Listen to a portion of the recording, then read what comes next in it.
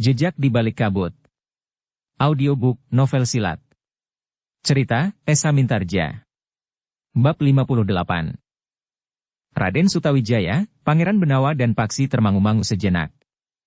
Mereka memang harus mengakui bahwa kemungkinan sebagaimana dikatakan oleh Ki Gede Pemanahan itu masih ada. Paksi, yang tidak dapat ingkar bahwa ayahnya adalah salah seorang pengikut Harya Wisaka, menundukkan kepalanya. Bahkan sebuah pertanyaan tumbuh di dalam hatinya. Apakah Ki Gede Pemanahan itu mencurigai aku? Namun dalam pada itu, Raden Sutawijaya pun berkata, "Aku sependapat, ayah. Tetapi kecurigaan itu tidak boleh berlebih-lebihan sehingga akan dapat membuat kita sendiri saling mencurigai." Ki Gede Pemanahan mengangguk-angguk. Katanya, "Kau benar, Sutawijaya. Keseimbangan itulah yang harus kita ciptakan.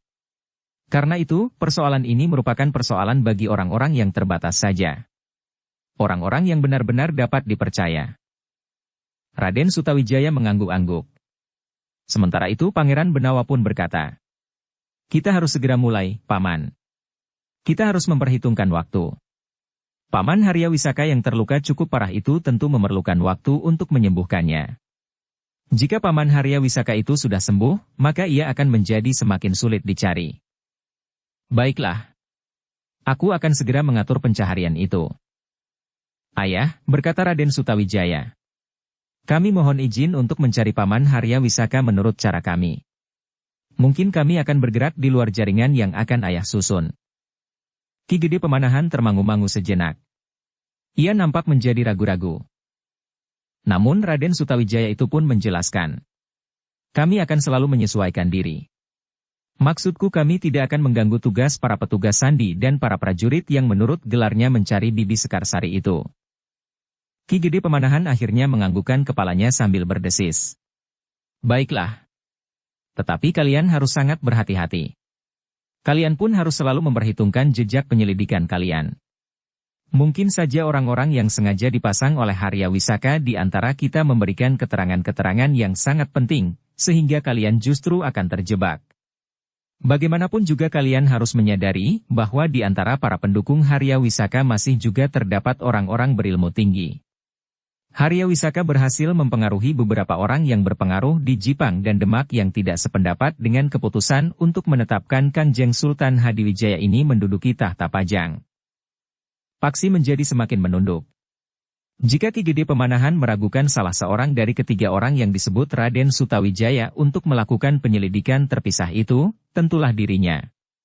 Adalah mustahil bahwa yang dimaksud adalah Raden Sutawijaya atau bahkan Pangeran Benawa. Namun Raden Sutawijaya pun menjawab, "Kami akan melakukan sendiri. Kami tidak akan berhubungan apalagi memanfaatkan para petugas yang lain dalam penyelidikan kami. Karena itu, tidak ada yang harus diragukan. Berhasil atau tidak berhasil, kami akan melakukannya bertiga." Ki Gede Pemanahan mengangguk-angguk. Tetapi ia pun kemudian bertanya, "Apakah kalian tidak akan segera kembali ke padepokan di hutan Jabung itu?" Raden Sutawijaya mengangguk sambil menjawab, "Ya, ayah. Setelah batas waktu tinggal di barak itu habis, kami akan segera kembali ke padepokan. Tetapi kami akan segera menentukan cara yang akan kami tempuh untuk ikut mencari Paman Harya Wisaka. Mungkin Ki Panengah dan Ki Waskita akan dapat membantu memberikan jalan kepada kami. Ki Waskita masih berada di istana sekarang." "Ya. Ki Waskita sudah mengisyaratkan kepada kami untuk bersama-sama kembali ke padepokan." Ki Gede Pemanahan mengangguk-angguk. Katanya, "Baiklah. Marilah kita lihat apa yang akan terjadi kemudian. Aku menghargai setiap usaha untuk membantu menangkap Harya Wisaka. Selama Harya Wisaka masih belum tertangkap, maka ia akan menjadi duri di dalam daging pemerintahan di Pajang." Demikianlah, maka Raden Sutawijaya, Pangeran Benawa dan Paksi pun telah minta diri untuk kembali ke barak. Ia masih harus tinggal sehari lagi di barak itu, sebelum seluruh pasukan itu kembali ke kesatuan mereka setelah menjalankan tugas khusus bersama Raden Sutawijaya, Pangeran Benawa dan Paksi. Dalam pada itu, Ki Gede Pemanahan telah memerintahkan para prajurit untuk tetap mencari Sekarsari dan para pengikut Harya Wisaka dari rumah ke rumah. Namun di samping mereka, Ki Gede juga memerintahkan para petugas sandi untuk lebih berperan. Namun hanya beberapa orang sajalah yang secara khusus masih mendapat perintah untuk mencari Harya Wisaka. Harya Wisaka itu terluka parah. Ia tentu belum sembuh benar, pesan Ki Gede Pemanahan. Dalam pada itu, ketika Raden Sutawijaya, Pangeran Benawa dan Paksi sudah berada di dalam baraknya, maka Paksi pun minta diri untuk mengunjungi ibunya. Bagaimanapun juga ibunya tentu memikirkannya. Hati-hatilah, Paksi, pesan Raden Sutawijaya. Iya, Raden. Namun Pangeran Benawa justru menawarkan diri. Aku akan menemanimu, Paksi. Terima kasih, Pangeran. Biarlah aku pergi sendiri. Pangeran Benawa tidak memaksanya. Tetapi seperti Raden Sutawijaya ia pun berpesan. Berhati-hatilah. Para pengikut Harya Wisaka tentu ada yang dapat mengenalimu. Bukan saja karena kau anak Ki Tumenggung Sarpabiwada, tetapi kau tentu lebih dikenal sebagai salah seorang di antara pemburu Harya Wisaka itu. Aku akan berhati-hati, Pangeran, sahut Paksi. Demikianlah, maka Paksi pun telah meninggalkan baraknya untuk menengok ibu dan adik perempuannya.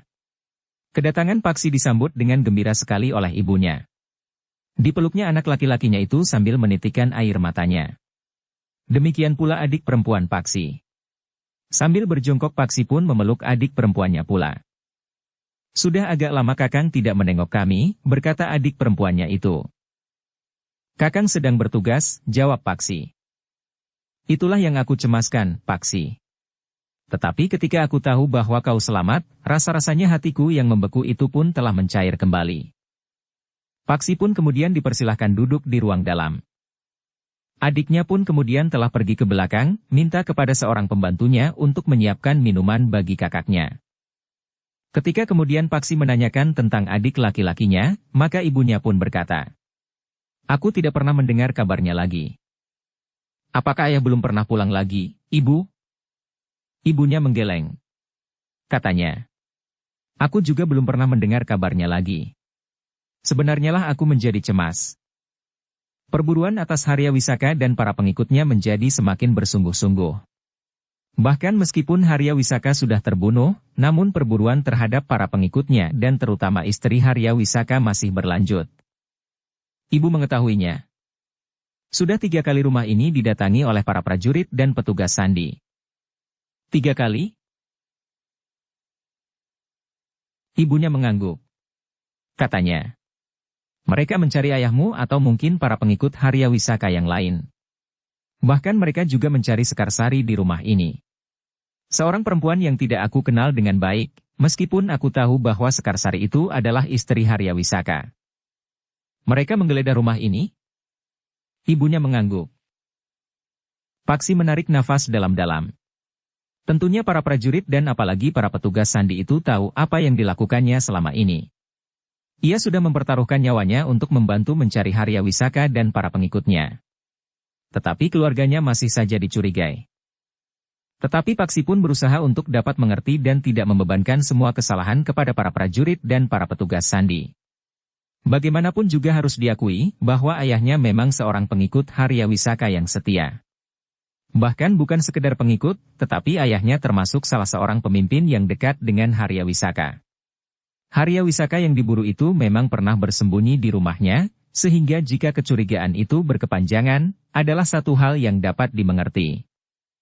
Tetapi yang kemudian menjadi pertanyaan di hati Paksi adalah, apakah dirinya masih juga dicurigai?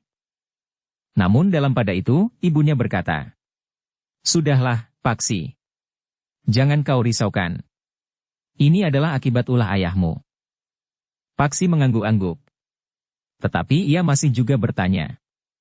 Bukankah para prajurit dan petugas sandi yang menggeledah rumah ini memperlakukan ibu dengan baik? Ya. Mereka memperlakukan aku dan adikmu dengan baik. Mereka benar-benar hanya mencari ayahmu atau orang lain yang mungkin bersembunyi di rumah ini. Syukurlah, desis Paksi kemudian. Mudah-mudahan untuk selanjutnya mereka tidak akan datang lagi. Mudah-mudahan, Paksi. Apalagi sepeninggal Harya Wisaka. Tetapi apakah ibu sama sekali tidak mengetahui kemana adikku laki-laki itu dibawa oleh ayah? Ibunya menggeleng. Katanya, aku benar-benar tidak tahu, Paksi. Bahkan waktu itu aku mencoba untuk mencegahnya. Tetapi aku gagal. Jika keadaan sudah menjadi semakin baik, Ibu, aku berjanji untuk mencarinya. Sebaiknya tidak usah kau lakukan, Paksi. Kau tahu bagaimana sikap ayahmu terhadapmu. Apalagi sekarang. Sikapmu berlawanan dengan sikap ayahmu terhadap Pajang. Paksi mengangguk-angguk. Tetapi katanya kemudian, aku kasihan terhadap adikku itu. Mungkin ia berada di satu lingkungan yang sesat. Jika adikku itu terpengaruh, maka aku cemaskan masa depannya. Tetapi aku tidak mau kehilangan semuanya. Ayahmu, adikmu laki-laki dan kemudian kau sendiri. Paksi termangu-mangu sejenak. Namun tiba-tiba saja Paksi itu pun berkata kepada adik perempuannya yang duduk di sebelah ibunya. Aku haus.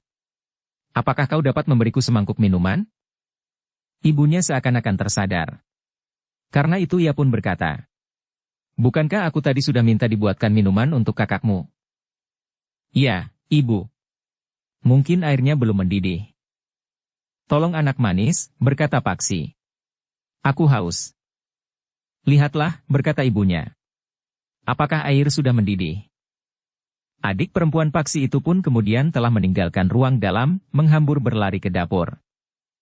Demikian adiknya pergi, maka Paksi itu pun kemudian bertanya. Ibu, apakah sebabnya ayah begitu benci kepadaku?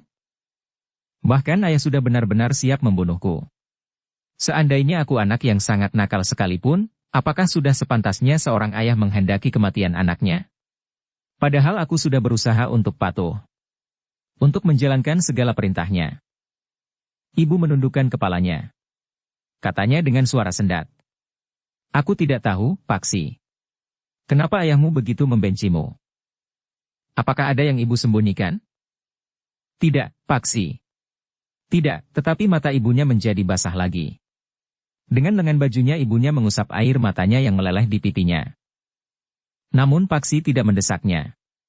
Apalagi kemudian adik perempuannya pun telah kembali masuk ke ruangan dalam sambil membawa minuman yang masih mengepul. Minuman baru saja dituang, Kakang, berkata adik perempuannya. Terima kasih. Masih panas? Oh, Paksi pun mengangguk-angguk. Aku harus menunggu sampai menjadi lebih dingin. Adiknya kembali duduk di sebelah ibunya. Gadis kecil itu pun kemudian mulai bertanya tentang banyak hal. Ketika minuman sudah menjadi agak dingin, maka Paksi pun mulai menghirupnya. Segar sekali. Kau bermalam di sini, Paksi? Tidak, Ibu, jawab Paksi. Aku masih harus berada di barak sampai esok. Tetapi esok sore, mungkin sekali aku harus sudah berada di padepokan bersama Raden Sutawijaya dan Pangeran Benawa. Kami sudah terlalu lama meninggalkan padepokan kami. Apakah aku boleh ikut, Kakang? Paksi tersenyum. Katanya. Kau seorang gadis.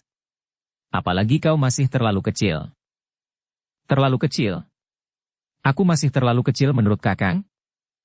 Maksudku terlalu kecil untuk berguru di sebuah padepokan. Apalagi di padepokan kami, tidak ada seorang mentrik pun, yang ada hanyalah para cantrik. Mungkin aku adalah mentrik yang pertama. Setelah itu akan ada beberapa orang gadis sebayaku yang ikut berguru. Paksi tertawa. Katanya. Mungkin saja. Tetapi tentu tidak sekarang. Jika kau pergi, ibu nanti sendiri, desis ibunya. Adik perempuan Paksi itu memandang ibunya dengan mata yang redup. Katanya dengan nada merendah. Ya. Kalau aku pergi, nanti ibu sendiri. Ibunya mengusap rambutnya sambil berkata. Tetapi pada suatu saat, jika diperlukan, ibu akan sendiri di rumah. Aku akan tinggal bersama ibu di rumah. Ibunya tersenyum. Tetapi matanya menjadi panas. Namun ia bertahan untuk tidak menitikkan air matanya lagi. Demikianlah, maka untuk beberapa lama Paksi masih berbincang dengan ibunya dan bergurau dengan adik perempuannya. Namun kemudian Paksi pun minta diri untuk kembali ke baraknya. Hati-hatilah, Paksi, pesan ibunya. Rumah ini masih diawasi terus. Baik oleh para petugas Sandi Pajang, maupun oleh para pengikut Harya Wisaka. Meskipun Harya Wisaka sudah tidak ada, tetapi rasa-rasanya gerakan mereka masih saja terdengar gemanya di kota raja. Ya, Ibu. Aku akan berhati-hati. Demikianlah, Paksi pun minta diri kepada ibu dan adik perempuannya. Aku besok langsung kembali ke Padepokan, Ibu, berkata Paksi kemudian. Sering-seringlah datang, Paksi. Jika kau mempunyai kesempatan, agar aku tidak menjadi kesepian. Ya, Ibu. Aku akan berusaha. Tetapi tidak hanya sebentar, Kakang. Seharusnya Kakang berada di rumah 2 atau 3 hari. Jika keadaan sudah menjadi tenang lagi aku akan tinggal di rumah 2 atau 3 hari. Kapan keadaan menjadi tenang? Paksi menyentuh pipi adiknya sambil berkata. Mudah-mudahan secepatnya. Nah, jaga ibu baik-baik. Adik perempuan Paksi itu mengangguk. Demikianlah, sejenak kemudian Paksi pun telah meninggalkan rumahnya. Ia harus segera kembali ke baraknya untuk ikut mengatur penyerahan kembali para prajurit yang dipimpinnya ke kesatuannya besok. Tetapi di luar sadarnya, seperti yang dikatakan oleh ibunya, rumah itu memang masih diawasi oleh para pengikut Harya Wisaka. Mereka sudah tahu bahwa salah seorang anak laki-laki Ki Tumenggung Sarpa Biwada telah ikut serta memburu Harya Wisaka dan bahkan juga memburu Ki Tumenggung itu sendiri. Mereka pun telah meyakini kemantapan perintah Ki Tumenggung Sarpa Biwada sendiri untuk membunuh anak laki-lakinya itu. Ketika Paksi menyusuri jalan menuju ke baraknya, maka 2 orang telah mengikutinya dengan hati-hati. Namun akhirnya Paksi pun mengetahui bahwa 2 orang telah mengikutinya. Ia tidak tahu apakah kedua orang itu prajurit Sandi Pajang atau mereka adalah para pengikut Harya Wisaka sebagaimana dikatakan oleh ibunya. Karena itu, maka Paksi pun justru telah memperlambat langkahnya. Paksi pun justru memilih jalan yang panjang dan sepi. Ketika Paksi berbelok di sebuah kelokan, maka kedua orang yang mengikutinya itu pun telah berbelok pula. Namun keduanya termangu-mangu. Paksi tidak lagi nampak berjalan di depan mereka. Di mana anak itu, desis yang seorang. Tidak mungkin ia begitu saja hilang seperti ditelan bumi. Jadi, di mana? Mungkin anak itu memasuki salah satu regol halaman di sebelah-menyebelah jalan ini. Apakah kita harus memasuki setiap regol halaman? Namun keduanya terkejut ketika tiba-tiba saja terdengar suara di belakang sebatang pohon gayam yang besar, yang tumbuh di pinggir jalan itu. Kalian mencari siapa, Kisanak? Kedua orang itu terkejut. Seseorang tiba-tiba saja muncul dari balik pohon gayam itu. Paksi. Anak setan, geram salah seorang dari kedua orang itu. Siapakah kalian berdua? Kenapa kalian mengikuti aku? Kau harus dibunuh, geram salah seorang dari mereka. Kenapa aku harus dibunuh? Kita belum berkenalan. Tiba-tiba saja kalian ingin membunuh aku. Kami prajurit Sandi Pajang. Kami mendapat perintah untuk membunuhmu? Kenapa? Itu bukan persoalanku. Perintah itu harus kami jalankan. Kalian berada di bawah perintah siapa? Ki Gede Pemanahan atau Ki Panengah? Kedua orang itu nampak ragu-ragu. Tetapi mereka tahu bahwa Ki Gede Pemanahan adalah Panglima Prajurit Pajang, sehingga tentu ada orang lain yang secara khusus memimpin prajurit Sandi Pajang.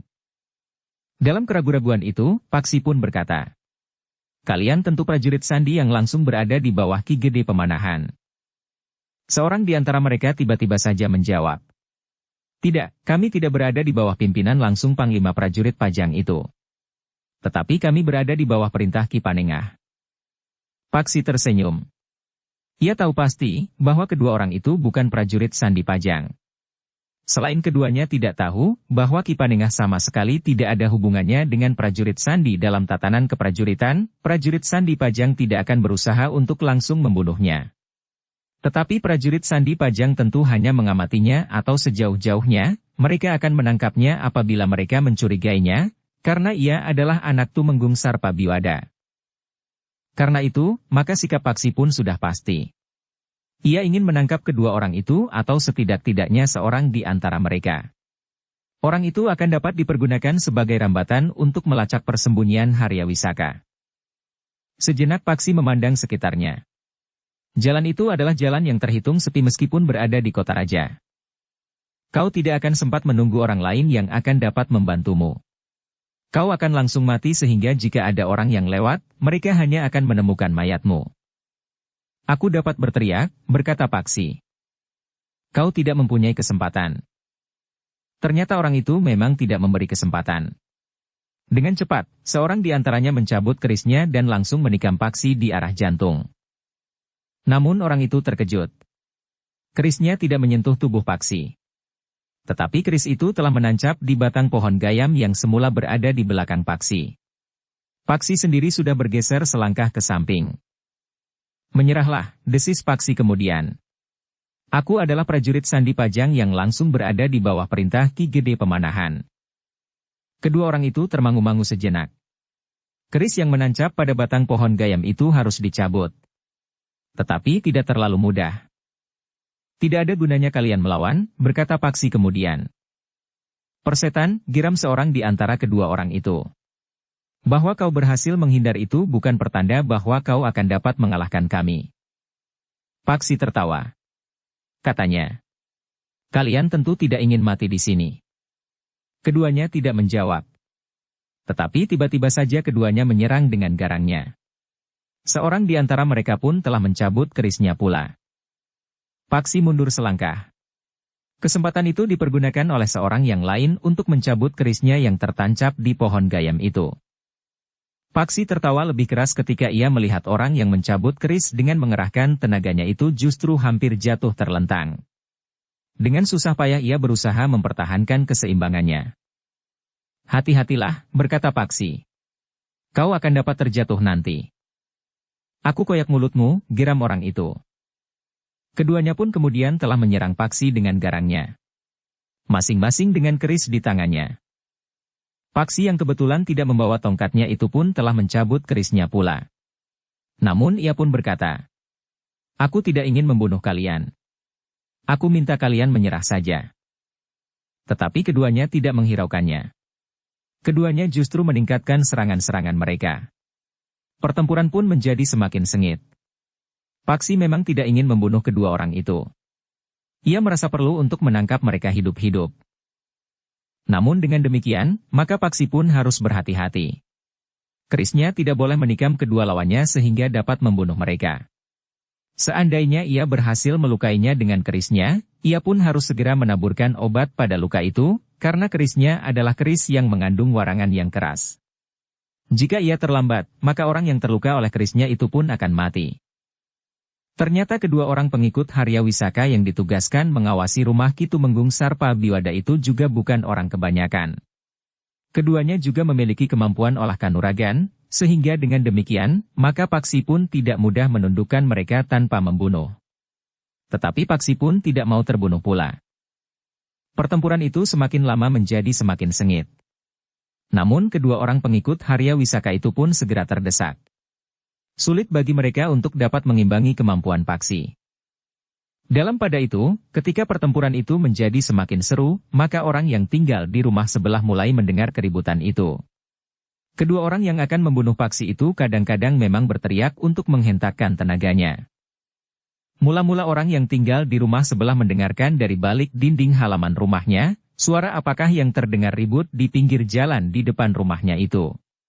Kemudian ia pun mulai menjenguk dari balik pintu regol halaman rumahnya. Orang itu pun terkejut. Di pinggir jalan di depan rumahnya itu, 3 orang tengah terlibat dalam perkelahian. Pada saat yang hampir bersamaan, orang yang tinggal di seberang jalan telah menjenguknya pula. Bahkan orang itu telah melangkah keluar pintu regolnya. Orang itu juga terkejut. Ketika ia melihat tetangganya di seberang jalan menjenguk, maka ia pun segera berlari melintasi jalan. Orang-orang itu berkelahi, katanya. Apakah kita harus melerai? Mereka bersenjata. Keadaan mulai menjadi gaduh. 2 orang yang kebetulan berjalan lewat jalan itu pun berhenti pula. Beberapa saat kemudian, maka para penghuni rumah di pinggir jalan itu pun telah keluar pula dari rumah mereka. Sementara beberapa orang yang berjalan pun telah tertahan. Dalam pada itu, kedua orang yang akan membunuh Paksi itu pun menjadi sangat gelisah. Mereka mengira bahwa membunuh Paksi dapat dilakukan dalam sekejap. Jika tiba-tiba saja mereka menusukkan kerisnya, maka anak muda itu tentu akan segera terkapar. Tetapi perhitungan mereka itu keliru. Tusukan mereka tidak menyentuh sasarannya. Bahkan yang terjadi adalah perkelahian yang sengit. Namun Paksi pun kemudian terkejut ketika tiba-tiba seorang di antara kedua orang yang akan membunuhnya itu berteriak. Tangkap orang ini. Anak muda ini telah berusaha melarikan anak gadisku dengan paksa. Yang seorang lagi, yang langsung tanggap terhadap sikap kawannya berteriak pula. Kemenakanku itu telah disembunyikannya sejak 3 hari yang lalu. Beberapa orang yang mulai mengerumuni perkelahian itu menjadi ragu. Namun orang itu berteriak lagi. Tangkap orang ini. Ia harus mengatakan di mana anak gadisku disembunyikannya. Beberapa orang yang berkerumun itu di luar sadar telah mengepung arena perkelahian itu. Karena kedua orang itu berteriak-teriak terus, maka orang-orang mulai percaya bahwa anak muda yang berkelahi itu telah melarikan anak gadis dan kemenakan kedua orang lawannya. Tetapi Paksi pun berusaha untuk menjelaskan. Tidak. Mereka mencoba untuk membunuhku. Jangan dengarkan kata-katanya. Ia telah mencuri anakku. Orang-orang yang berkerumun itu memang menjadi bingung. Sementara itu Paksi pun berkata, biarkan aku menangkap keduanya. Nanti, aku akan menjelaskan apa yang sesungguhnya terjadi di sini. Ada persoalan yang jauh lebih penting dari sekedar melarikan seorang gadis. Orang-orang yang berkerumun memang menjadi bingung. Karena kedua orang lawan Paksi itu selalu berteriak-teriak, bahwa anak muda itu telah menculik anak gadis mereka, maka hampir saja orang-orang yang berkerumun itu termakan.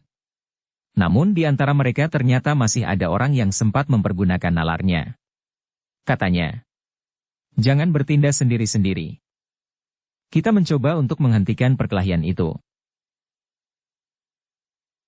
Orang-orang yang hampir saja beramai-ramai menangkap Paksi itu tertegun. Sementara orang yang masih mempergunakan nalarnya itu berteriak. Berhentilah berkelahi. Kita akan berbicara. Yang salah akan ditangkap. Tetapi kita akan sempat membuat pertimbangan-pertimbangan yang benar. Tetapi seorang di antara lawan Paksi itu berteriak. Anak ini harus ditangkap. Ia licik dan pintar berbicara. Anak perempuanku telah dilarikannya. Teriakannya hampir saja berhasil. Namun Paksi pun berkata, aku bersedia berhenti berkelahi. Tetapi aku minta agar kami bertiga tidak boleh meninggalkan tempat ini. Kami bertiga harus dihadapkan kepada petugas atau kepada prajurit di barak terdekat. Mereka akan segera dapat mengenali aku, sehingga kalian akan yakin bahwa aku bukan pencuri. Omong kosong. Ia pandai berbicara. Jangan hiraukan. Bawa kami bertiga. Kedua orang itu tidak akan dapat mengelak atas kejahatan yang pernah mereka lakukan, berkata Paksi. Orang yang masih mempergunakan nalarnya itu mengangguk-angguk. Jika anak muda itu bersalah, ia tidak akan bersedia dan bahkan mengusulkan agar ditangkap dan dibawa ke barak prajurit terdekat. Baiklah, berkata orang itu. Kami akan menangkap kalian bertiga dan membawa ke barak prajurit terdekat. Paksi meloncat mengambil jarak dari kedua lawannya sambil berkata, aku akan menyerahkan diriku. Tetapi kedua orang lawannya itu nampak ragu-ragu. Bahkan keduanya pun kemudian saling memberikan isyarat. Paksi curiga atas isyarat itu. Namun sebelum Paksi mengambil langkah, keduanya pun telah meloncat melarikan diri ke arah yang berbeda. Sambil mengayun-ayunkan kerisnya, mereka menyibak orang yang berkerumun semakin banyak. Paksi terkejut. Ia tidak mau kehilangan kedua orang lawannya. Karena itu, maka Paksi pun segera meloncat mengejar salah seorang dari mereka sambil berteriak. Tangkap yang seorang lagi. Mereka bukan sekedar penjahat. Tetapi mereka adalah pengkhianat. Beberapa orang memang berusaha mengejar seorang di antara lawan Paksi. Tetapi karena orang itu mengacu-acukan kerisnya, sementara orang-orang yang mengejarnya tidak bersenjata, maka akhirnya orang itu berhasil meloloskan dirinya. Tetapi seorang lagi yang dikejar oleh Paksi sendiri, tidak mampu melepaskan diri dari tangan Paksi. Perkelahian masih terjadi. Tetapi Paksi yang telah menyarungkan kerisnya, justru sulit untuk dihindarinya. Ketika orang itu berusaha mengayunkan kerisnya menusuk ke arah lambung, Paksi mampu mengelak. Sambil meloncat ke samping, maka Paksi pun kemudian berhasil menendang pergelangan tangan orang itu sehingga kerisnya terlepas dan jatuh di tanah. Dengan cepat orang itu berusaha untuk menjangkau kerisnya. Tetapi dengan cepat kaki Paksi menyambar tubuhnya, sehingga orang itu terlempar jatuh berguling di tanah. Demikian orang itu berusaha bangkit, maka sekali lagi Paksi menyerangnya. Tangannya terayun mendatar menyambar keningnya, sehingga orang itu pun terhuyung-huyung surut. Paksi yang membunuhnya langsung menyerang orang itu pada dadanya. Pukulan tangan Paksi yang menghantam dada orang itu terasa bagaikan hentakan batu sebesar kepala kerbau yang jatuh menghimpitnya. Sekali lagi orang itu jatuh terbanting. Namun ia tidak segera dapat bangkit. Matanya menjadi berkunang-kunang, sementara nafasnya menjadi sesak. Paksi membiarkan orang itu yang dengan kesulitan memaksa untuk berdiri tegak. Paksilah yang kemudian memungut keris orang itu. Sambil mengacukan keris itu, ia pun berkata, "Kau aku tangkap." Orang itu tidak dapat mengelak lagi. Ujung keris itu hampir melekat di dadanya sebelah kiri. Jika keris itu ditekan, maka ujungnya akan segera menancap di jantung. Sementara itu beberapa orang telah berdatangan. Seorang di antara mereka pun berkata, "Yang seorang tidak dapat ditangkap." Paksi menarik nafas dalam-dalam. Katanya, "Biarlah. Yang seorang ini akan dapat menunjukkan kemana kawannya itu melarikan diri. Aku akan membawanya ke barak di sebelah alun-alun Pungkuran. Ia akan ditahan di sana." Barak itu adalah barak pasukan khusus yang baru pulang dari perburuannya untuk mencari Harya Wisaka. Tetapi ternyata Harya Wisaka telah terbunuh justru di kota raja. Ya, aku adalah salah seorang penghuni barak itu. Beberapa orang nampak ragu-ragu. Untuk memantapkan kepercayaan mereka, maka Paksi pun berkata, "Marilah, kita bawa orang ini ke sana." Memang ada di antara orang-orang itu yang kurang percaya bahwa Paksi akan membawa orang yang telah ditangkapnya itu ke barak di sebelah alun-alun Pungkuran. Karena itu, maka beberapa orang pun telah mengikuti Paksi yang menggiring orang itu. Di sepanjang jalan, iring-iringan kecil itu memang menarik perhatian. Tetapi tidak seorang pun di antara orang-orang yang ikut membawa orang yang ditangkap Paksi itu ke barak prajurit di sebelah alun-alun Pungkuran dapat memberi penjelasan jika ada orang yang bertanya kepada mereka. "Kami kurang tahu. Orang itu akan dibawa ke barak prajurit di sebelah alun-alun Pungkuran." Orang itu tentu bukan sekedar pencopet di pasar, desis seseorang. "Kenapa?" bertanya kawannya. "Barak itu untuk sementara dihuni oleh pasukan khusus. Jika orang itu dibawa ke sana, tentu ada hubungannya dengan persoalan-persoalan yang gawat yang menyangkut ketenangan Pajang." Kawannya mengangguk-angguk. Sebenarnya lah Paksi memang membawa orang itu ke barak pasukan khusus di sebelah alun-alun Pungkuran. Namun yang tidak terduga itu telah terjadi. Ketika Paksi melewati jalan yang menuju ke alun-alun Pungkuran, maka tiba-tiba saja orang itu menjerit kesakitan. Paksi memang melihat anak panah yang meluncur dengan cepat yang dilepaskan oleh seseorang yang berada di balik dinding yang memagari alun-alun Pungkuran itu langsung mengenai dada orang yang akan dibawa ke barak prajurit itu. Dengan sigapnya Paksi meloncat memburu ke arah asal anak panah itu. Ia pun segera meloncat ke atas dinding. Namun Paksi itu tertegun.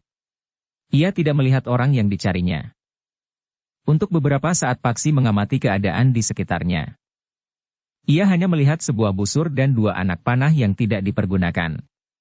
Agaknya karena satu saja anak panah telah berhasil membunuh sasarannya, orang itu tidak melepaskan anak panah berikutnya. Mungkin akulah yang akan menjadi sasarannya kemudian. Tetapi orang itu tergesa-gesa, geram Paksi. Dalam pada itu, beberapa orang telah mengerumuni orang yang terkena panah di dadanya itu. Namun agaknya orang itu sudah tidak akan dapat tertolong lagi. Nafasnya pun tinggal satu-satu. Meskipun ia masih sempat mengerang, namun kemudian ia pun terdiam. Orang-orang yang mengerumuni sama sekali tidak mengerti apa yang sebenarnya telah terjadi. Namun Paksi yang kemudian kembali mendekati orang yang terkena panah itu harus menahan kemarahan yang menghentak di dadanya. Tetapi orang itu sudah mati. Paksi yang jantungnya bergejolak itu pun kemudian berkata kepada orang-orang yang berkerumun, "Siapa yang mau membantu aku untuk pergi ke barak itu?" Orang-orang itu termangu-mangu. Sementara itu Paksi pun berkata, "Aku tidak dapat pergi sendiri. Aku harus menunggui orang yang terbunuh ini. Meskipun ia sudah mati, tetapi tubuh ini akan menjadi bukti perbuatan sekelompok orang yang tidak bertanggung jawab. Apa yang harus kami lakukan jika ada di antara kami yang bersedia pergi ke barak itu?" bertanya seorang anak muda. "Hanya melaporkan apa yang telah terjadi kepada Raden Sutawijaya atau kepada Pangeran Benawa." "Raden Sutawijaya atau Pangeran Benawa? Apakah salah seorang di antara kami akan dapat menghadap salah seorang dari keduanya?" Laporkan saja kepada petugas di Regol untuk menyampaikan kepada Raden Sutawijaya atau Pangeran Benawa. Katakan bahwa aku berada di sini. Namaku Paksi. Anak muda itu ragu-ragu sejenak. Namun kemudian ia pun berkata, aku akan pergi ke barak itu. Demikianlah, beberapa lama Paksi menunggu. Semakin lama semakin banyak orang yang berkerumun. Mereka bertanya-tanya apa yang telah terjadi. Tetapi tidak seorang pun yang dapat memberikan jawaban yang jelas. Namun beberapa saat kemudian, beberapa orang berkuda mendatangi tempat itu. Mereka pun kemudian menyibak orang-orang yang berkerumun di sekitar tubuh yang terbaring dengan panah menancap di dadanya. Dua orang di antara mereka adalah Raden Sutawijaya dan Pangeran Benawa. Kita bawa tubuh ini ke barak, berkata Raden Sutawijaya.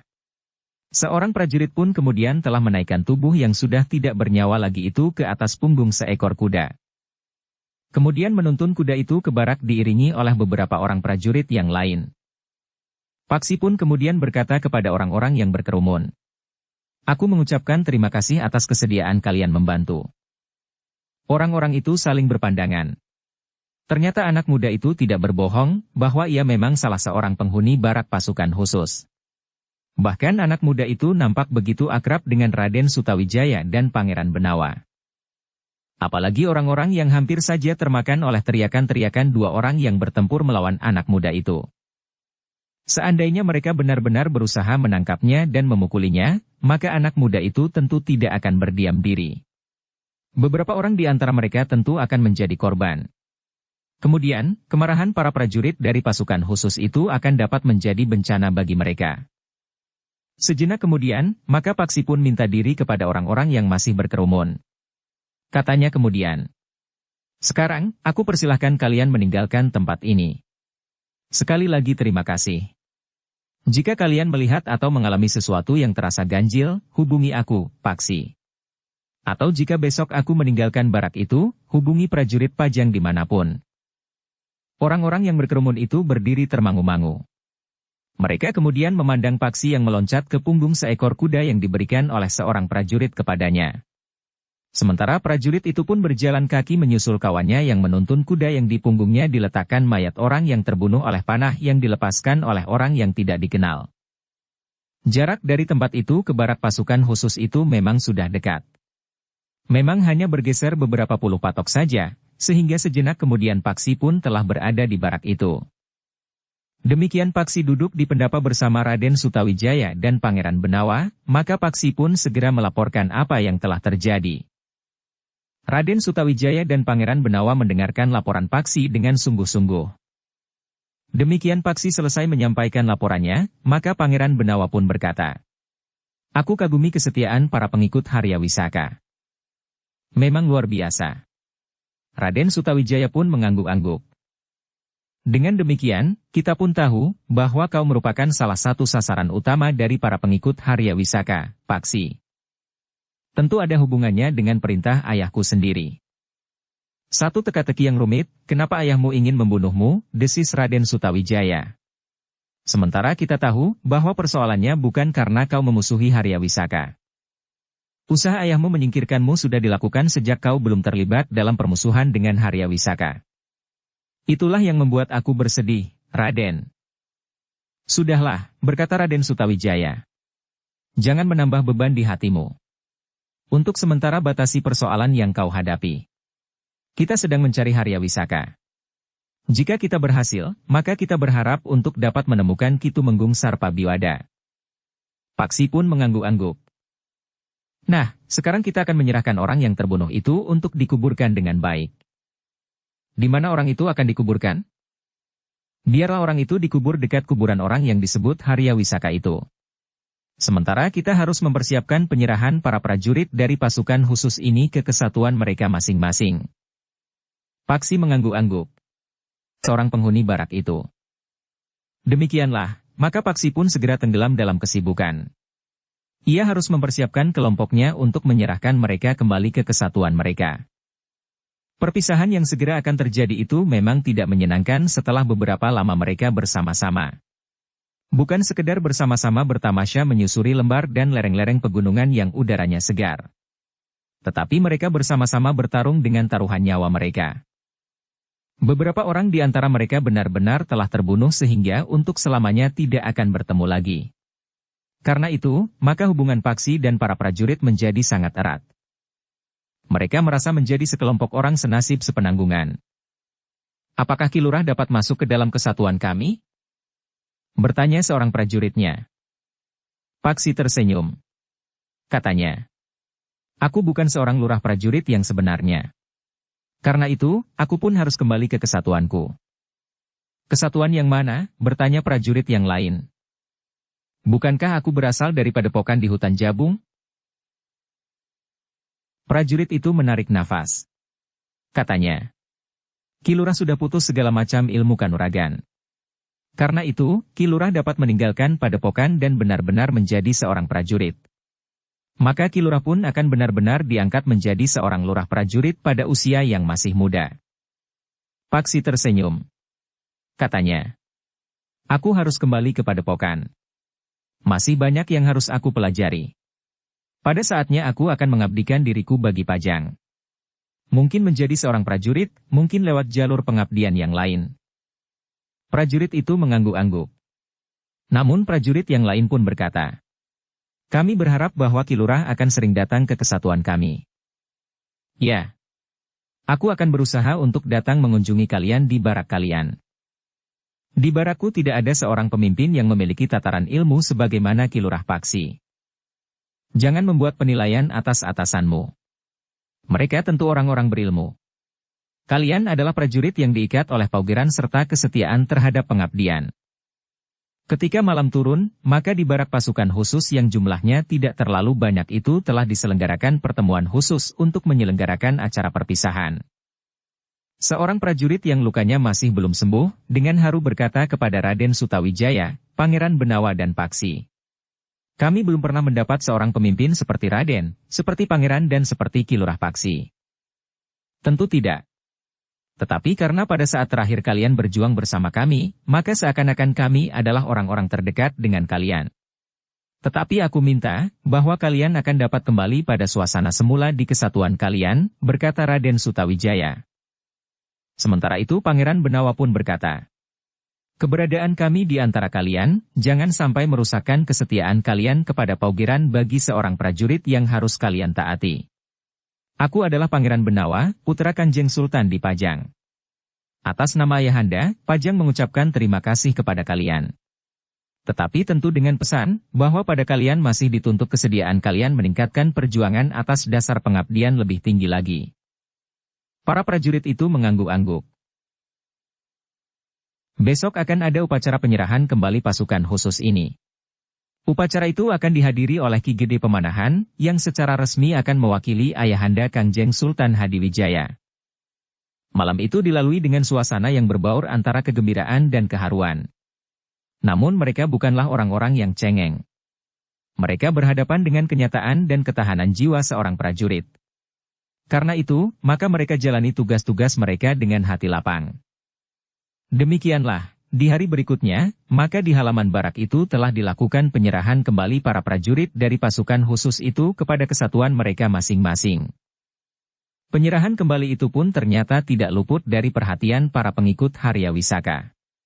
Mereka mengartikan serah terima itu sebagai satu babak akhir dari usaha perburuan terhadap Haryawisaka, karena Haryawisaka sudah dinyatakan mati.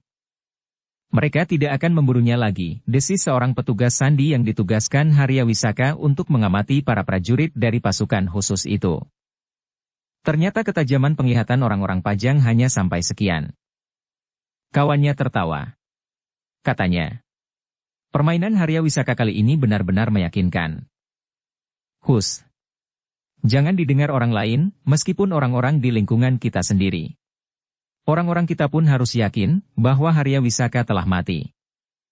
Apakah pernyataan itu tidak mengendorkan perjuangan para pengikut Haryawisaka? Mungkin. Tetapi Pajang akan kehilangan kewaspadaan. Demikianlah, saat matahari sepenggalah, maka upacara itu pun sudah selesai. Para prajurit mendapat kesempatan untuk beristirahat di rumah mereka masing-masing. Jika saatnya mereka kembali, maka mereka tidak lagi kembali ke barak pasukan khusus itu. Tetapi mereka akan kembali ke barak pasukan mereka semula.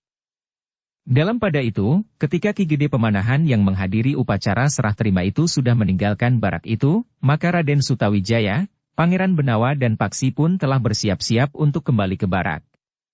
Raden Sutawijaya dan Pangeran Benawa serta Paksi telah mendapat izin dari Ki Gede Pemanahan serta Kangjeng Sultan untuk kembali ke padepokan mereka di hutan Jabung.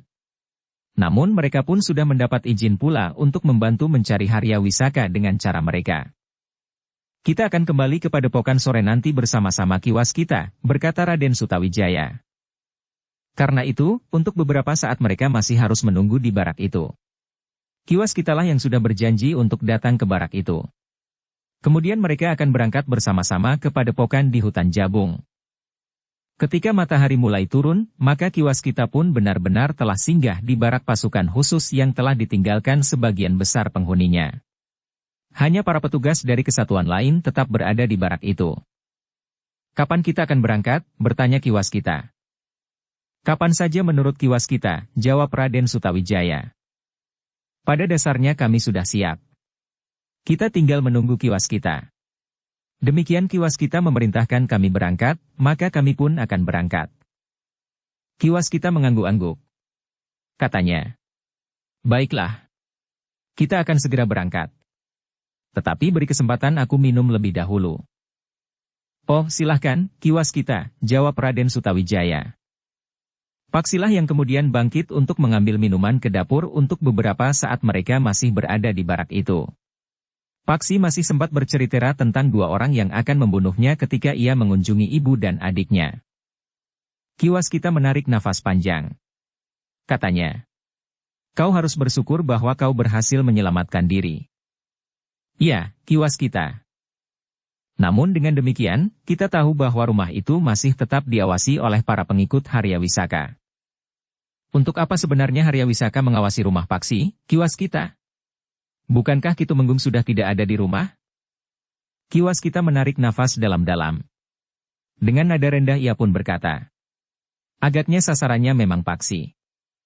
Paksi menarik nafas dalam-dalam. Begitu benci ayahnya kepadanya. Apalagi setelah keduanya dengan tegas berdiri berseberangan. Ikatan di antara para pengikut Harya Wisaka masih juga rapi, berkata Ki Waskita. Sehingga ketika kau berhasil menangkap seorang di antara mereka, maka dalam waktu singkat mereka dapat menyiapkan orang lain untuk membungkam orang yang telah kau tangkap itu. Paksi mengangguk-angguk. Seorang penghuni barak itu. Demikianlah, setelah Ki Waskita meneguk minumannya, maka ia pun berkata, marilah. Kita berangkat. Berhati-hatilah di jalan. Di antara kita ada dua sasaran penting. Paksi yang sudah dijatuhi hukuman mati oleh ayahnya dan Pangeran Benawa yang membawa cincin kerajaan itu. Pangeran Benawa mengerutkan dahinya. Namun ia pun kemudian tersenyum. Katanya, ya, ada dua sasaran. Tetapi bukankah kuda kita mampu berlari kencang? Ki Waskita tersenyum. Tetapi ia tidak berkata apa-apa lagi. Demikianlah, maka Ki Waskita, Raden Sutawijaya, Pangeran Benawa dan Paksi itu pun segera minta diri kepada pemimpin prajurit yang bertugas di barak itu untuk kembali ke padepokan. Sejenak kemudian, maka 4 orang penunggang kuda telah menyusuri jalan yang menuju ke hutan Jabung. Jalan yang semakin lama terasa semakin sepi. Apalagi ketika mereka sudah memasuki jalan kecil yang menuju ke hutan itu. Ternyata mereka tidak menemui hambatan di sepanjang perjalanan mereka yang memang tidak terlalu panjang itu. Dalam 1-2 hari, Raden Sutawijaya, Pangeran Benawa dan Paksi itu menjalani kehidupan mereka di padepokan sebagaimana mereka lakukan sebelum mereka meninggalkan padepokan di pinggir hutan Jabung itu. Namun pembangunan padepokan di bawah pimpinan Ki Kriyadama itu sudah menjadi semakin nyata. Beberapa bangunan telah berwujud. Sedangkan yang lain sudah sampai pada tahap-tahap akhir. Tinggal kemudian sampai pada tahap-tahap penyelesaian pada bagian-bagian yang rumit dan mempercantiknya. Seperti sebelum mereka meninggalkan padepokan, maka mereka pun ikut bekerja sebagaimana para cantrik yang lain. Mereka pun ikut pula memasuki sanggar terbuka dan sanggar tertutup untuk mengikuti latihan-latihan yang menjadi semakin berat. Meskipun Raden Sutawijaya, Pangeran Benawa dan Paksi sudah berada pada tataran yang lebih tinggi, namun mereka pun dengan tekun ikut pula mengikuti latihan-latihan bersama para cantrik lainnya. Dengan demikian, maka akan dapat menjadi pendorong bagi para cantrik yang lain. Namun demikian, kiwas kita, Raden Sutawijaya, Pangeran Benawa dan Paksi berada di padepokan, maka pola-pola latihan pun mulai berubah. Orang-orang berilmu tinggi itu mendapat tugas khusus untuk membimbing para cantrik itu dalam latihan-latihan khusus, sehingga dengan demikian, kemampuan para cantrik itu akan meningkat lebih cepat.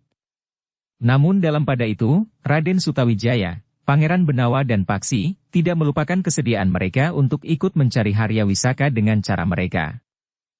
Tetapi pertanyaan pun timbul di antara mereka. Cara yang bagaimana yang akan mereka tempuh? Raden Sutawijaya tersenyum sendiri ketika mereka berbicara tentang maksud mereka untuk ikut mencari Harya Wisaka. Dari mana kita akan mulai, desis Raden Sutawijaya itu. Itulah yang sulit, sahut Pangeran Benawa. Para petugas sandi dan para prajurit sudah melakukan sejak lama. Tetapi mereka masih belum menemukannya.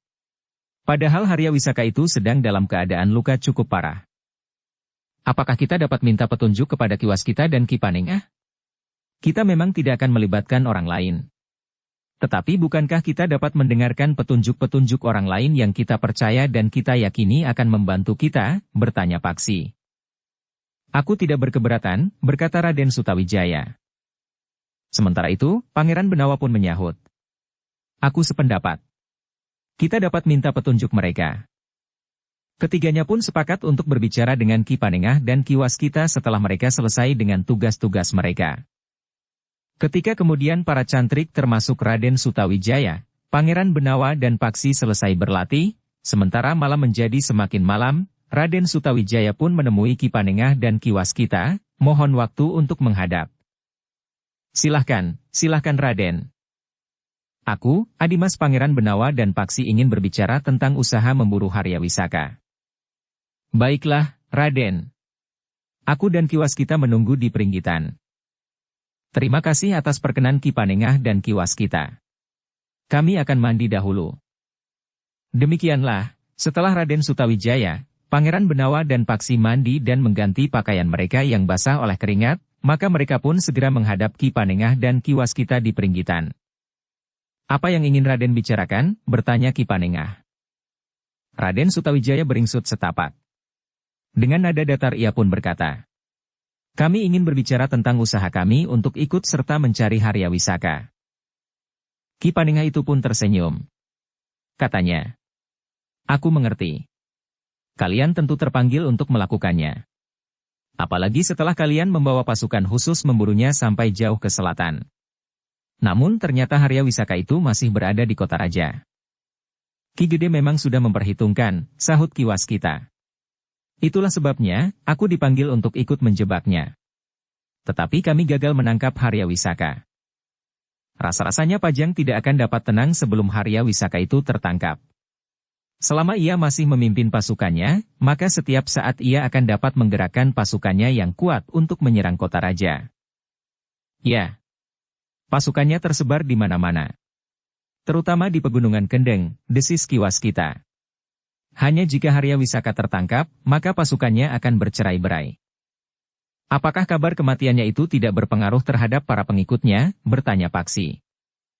Para pemimpinnya tentu tahu bahwa Harya Wisaka tidak mati.